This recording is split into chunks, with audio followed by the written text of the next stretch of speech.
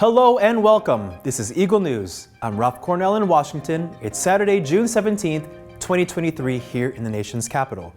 Our week's stories begin with World Refugee Day. In observance, the United Nations is calling on host countries to match the courage of refugees with opportunities they need and deserve. Jeff Sanidad tells us more.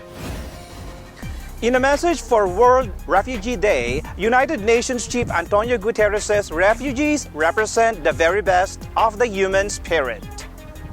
Guterres says they need and deserve support and solidarity, not closed borders and pushbacks.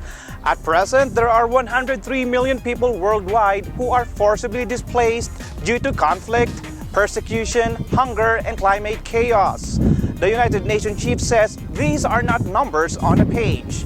These are individual women, children, and men making difficult journeys, often facing violence, exploitation, discrimination, and abuse. Guterres calls for a greater international support for host countries. He urges access to quality education, decent work, healthcare, housing, and social protection. He also calls for much stronger political will to make peace so refugees can return safely to their homes. Here in the United States, an average of 340,000 refugees arrive per year, with Nebraska state topping the list of arrivals per capita. This year's theme for World Refugee Day is Hope Away from Home. Jeff Sanidad, Washington, D.C., Eagle News. We live in extraordinary times. In other news, after demolishing the damaged part of I-95 in Pennsylvania ahead of schedule, state officials are optimistic that repair of one of the busiest interstates in the region will be completed by July. Mala Simbulan has the details. U.S. Transportation Secretary Pete Buttigieg travels to Philadelphia to visit the collapsed section of Interstate 95 caused by a vehicle fire. The accident heavily damaged the structure. Buttigieg and Pennsylvania Transportation Secretary Mike Carroll surveyed the damage.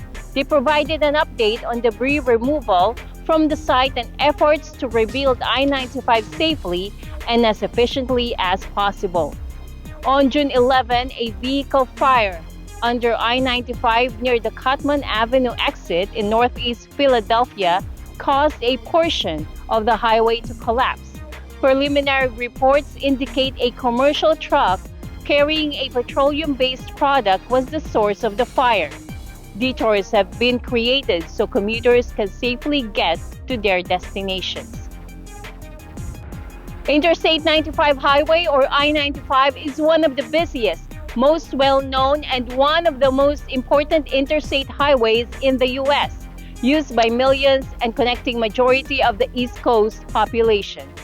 Myla Simbulan, Swarthmore, Pennsylvania, Eagle News. We live in extraordinary times. We have several extraordinary stories from Thomas Likeness today, from the world's heaviest and longest kidney stone to crickets plaguing a town in Nevada. These on Correspondent at Large.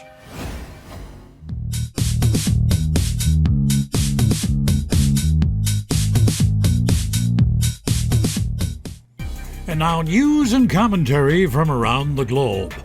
This week's stories come from the file of the unusual. Well, you know what they say about kidney stones. These two will pass. But in this case, I don't think so. This stone is a Guinness Book of World Records winner twice over. Broke two previous records, the one for the heaviest and the one for the longest. Doctors in Sri Lanka removed it from a 62-year-old retired soldier. Now, this thing weighed 801 grams. That's 5 times the weight of the average male kidney, and it measured more than 13 centimeters long. Now, the average kidney is only 10 to 12 centimeters long. No word on how the man managed to survive with this grapefruit-sized stone in his body. All I can say is the pain must have been excruciating. The town of Elko, Nevada has been hit by a plague of Mormon crickets. Millions of the insects are swarming the desert town, creeping residents out. The critters are covering roads and houses. There's so many of them that Road maintenance crews are using snow plows to clear them from the roads. Then they have to sand the roads so that drivers can get better traction. You know, the remains of the squished insects makes the highway surface very, very slippery. People living in Alco say when they're in their homes, it sounds like it's raining outside. But what they're hearing is the sound of the crickets that cling to the sides of the house dropping to the ground. Stephanie Garrett lives in the town and she just doesn't like the critters one bit. You can see that they're moving and crawling and the whole road's crawling and it just makes your skin crawl. It's just so gross. One media report says crickets have created problems at the local hospital. When patients try to enter the building, staff has to use brooms and leaf blowers to keep the insects out. And what do town officials plan to do about the infestation? Well, I haven't been able to find out. Just crickets. I'll be back in 7 days, and until then, I wish you all peace, joy, and happiness in the ensuing week. Thomas I. Likeness, Correspondent at Large, Eagle News. We live in extraordinary times. The World Health Organization and the United Nations Children's Fund are calling on countries to improve the conditions of healthcare facilities. This, as a new report reveals that 8 million people die annually from poor quality healthcare. Rosel Feria tells us more on Health is Wealth.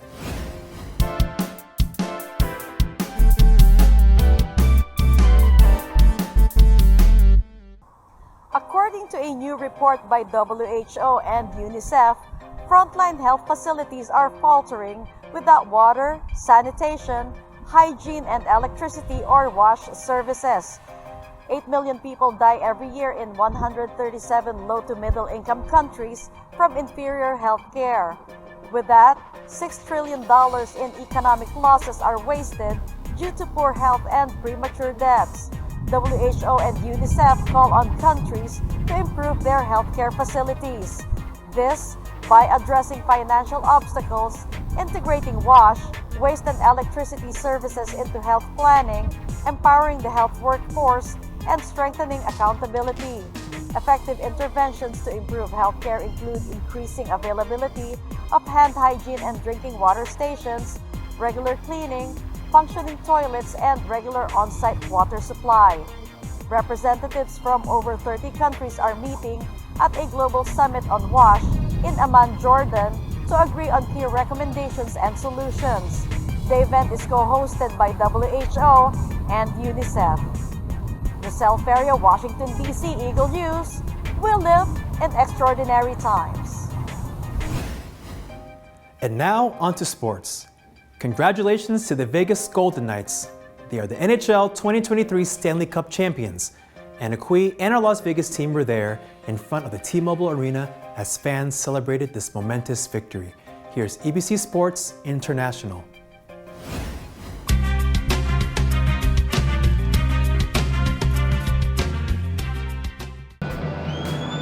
We are here outside the T-Mobile Arena just minutes after the Vegas Golden Knights wins the Stanley Cup 9-3 against the Florida Panthers.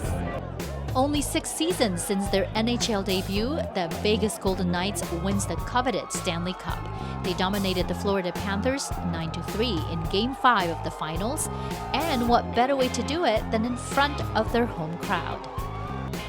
The Vegas Golden Knights is the first professional sports team to call Las Vegas home and have been one of the most successful expansion teams in the history of sports. They're the first team in NHL history to have started their inaugural season, winning 8 of their first 9 games. But their fans don't just love them for their winning streaks. The Las Vegas community embraced the Vegas Golden Knights 6 years ago as they helped heal the city after the tragic October 1 mass shooting. Their fans will always remember how the team brought the community together. You know what? We need this. We've been through a lot as a community, and this just brings everybody together for a great cause. Go Knights, go! Go Knights, go! This is amazing for the city of Vegas, for the whole state of Nevada. This is history. Our family, our children's here.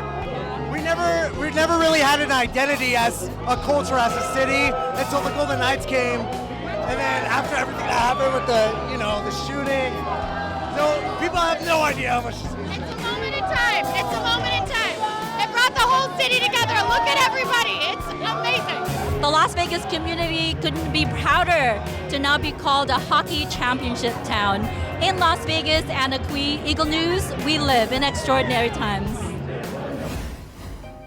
In Papua New Guinea, the environment takes center stage. Trees are getting planted and plastics getting recycled. Ecorteleza Quinola on Down to Earth.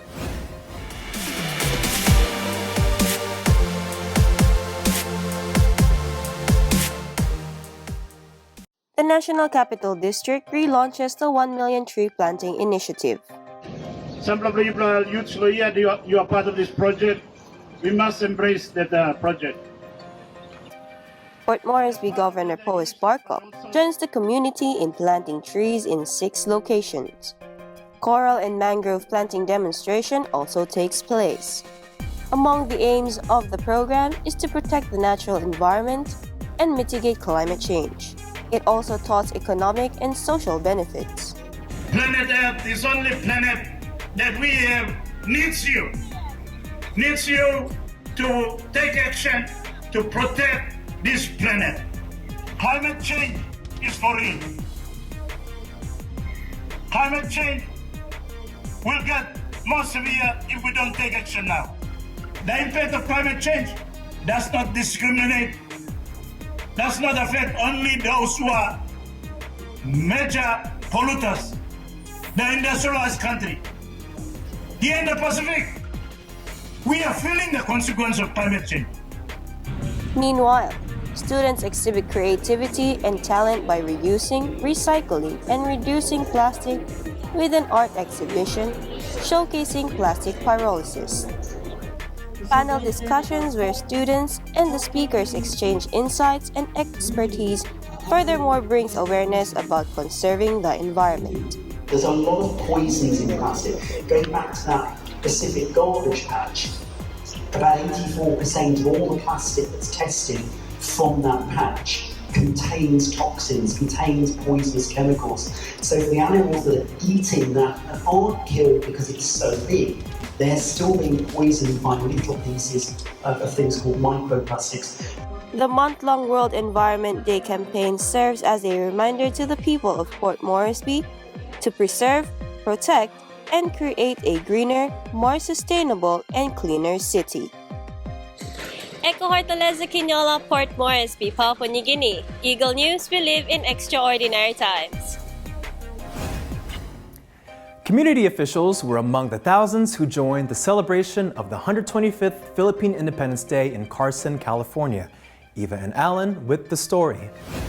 The city of Carson in California is one among many around the world celebrating the 125th Philippine Independence Day. So if you're a Filipino or know someone who is, then food, music, and entertainment at events like this are definitely part of the experience. We always fund this event. It's co-produced by the Filipino Independence Day Foundation for years. This year it was supported by the Filipino American community. COVID shut us down for a while, so we did it virtually for 2 years.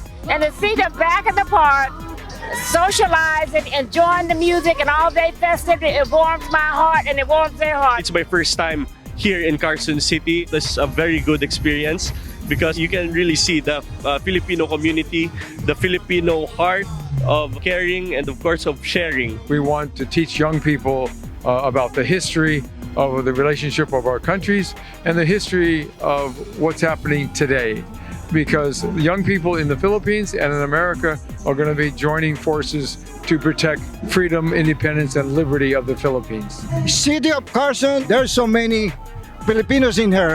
The vendors, there's a Jollibee, so name it. We do have everything here. Filipino are always people who smile, and every time they have it like this, they're all together and help out each other. We are constantly celebrating together as a family, and that's what it looks like today. Is all these people here, it's like a family. But not just for Filipinos, we want to show all the other ethnicities that you can be part of our family as well. I truly believe I would not have been elected city councilman in the city of Gardena if it wasn't for the tremendous support that I received from the Filipino community. And I think that translated also to my time in the legislature and now in the Senate. So I'm thankful for them. They're engaged in the community, they're active, they're vocal, and that's what you need. And they participate politically, and that's a tremendous asset. Every nation wants their sovereignty. They want to be recognized as a unique nation, a unique culture. And the Philippines is such a great nation. They have so diverse in skills and talents in the world stage. And I think they need to be promoted. Anytime we can help elevate the work and the contribution of the Filipino Americans across this great country, we want to do that. And when you get a chance to set your vacation travels, come to California and come to the city of Carson. We will welcome you with open arms. Mabuhay. Regardless of background, there is a commonality shared by those celebrating the hard-won achievements of Filipinos. Which means to say that with independence comes unity for everyone. Eva Allen, Carson, California, Eagle News. We live in extraordinary times.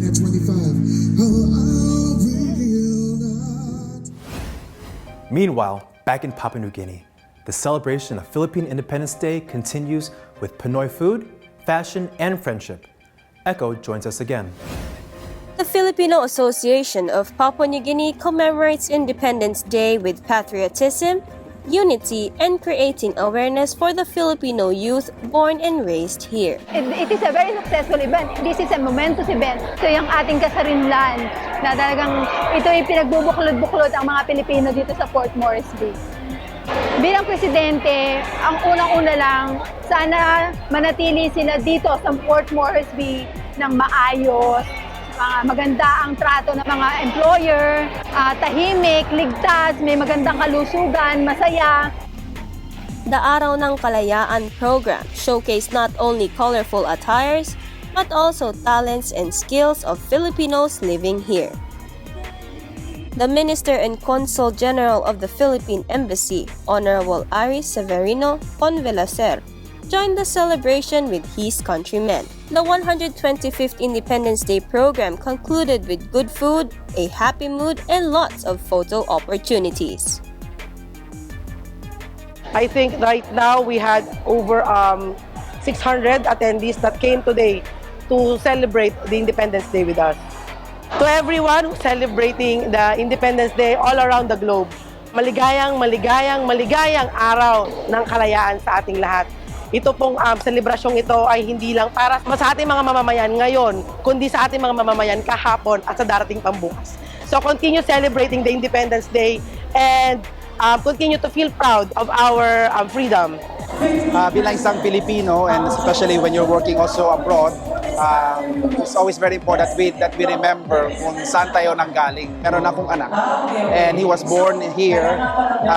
When we organize this kind of activities within the Filipino community, my son will be able to learn also na ay, ganun pala yung identity niya bilang isang Pinoy, and being able to participate, to witness. That's one way for us to be able to pass on to the younger generation yung ating kultura, yung ating mga values bilang Pilipino po. Para sa all our Filipino compatriots, mga kababayan ko dito sa Papua New Guinea, maligayang araw ng kalayaan po sa inyong lahat.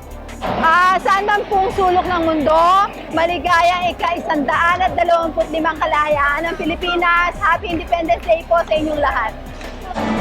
Echo Hortaleza Quinola, Port Moresby, Papua New Guinea, Eagle News. We live in extraordinary times. Now in Australia, Filipinos bring the Kababayan vibe to Perth. Jedelyn Despy shares with us the fun-filled day. Take a look.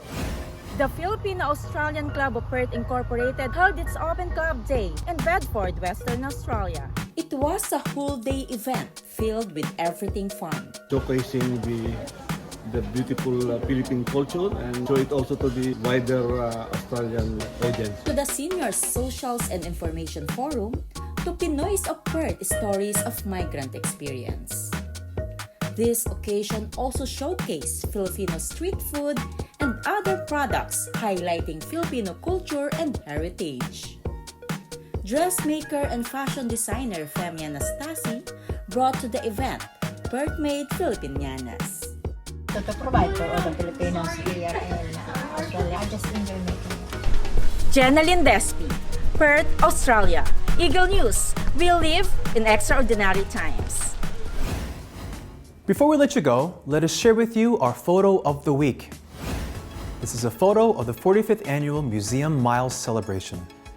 This is an event that takes place over a 28-block stretch from 82nd to 110th Street.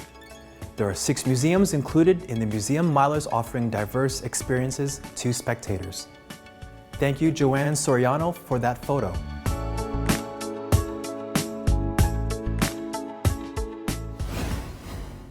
Thank you all for joining us again. If there are any stories or topics you want us to share with you, just comment below. View, like, share our other shows. City Limits with Alan Basaliahe. Connected with Dr. David. Take a seat and join us with Anna Kui. Plate Date with Mike Hudson and Friends. Plus, Journey, stories of Filipinos abroad with Kathleen Cruz. Follow us on YouTube, Facebook, and Twitter at Eagle News Live. I'm Rob Cornell. We live in extraordinary times. Happy weekend, everyone.